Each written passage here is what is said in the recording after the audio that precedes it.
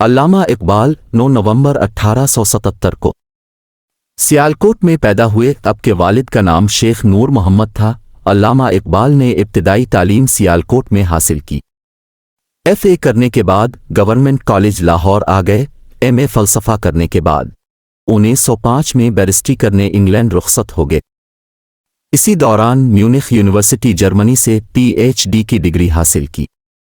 اقبال کو اپنے دیش کی ترقی اور مستقبل کی خواہش تھی۔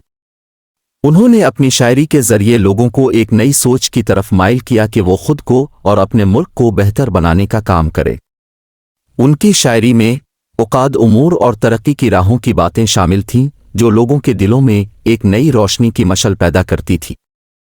اس کے علاوہ علامہ اقبال کا تعلق سیاست سے بھی تھا۔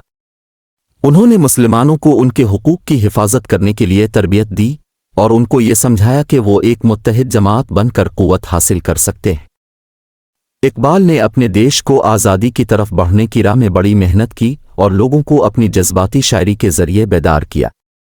ان کی مشہوری اتنی بڑھ گئی کہ وہ قومی شاعر کے طور پر مانے جانے لگے اور ان کے شاعری کے مخصوص انداز کو علامہ اقبال کی شناختی نشانی قرار دیا گیا۔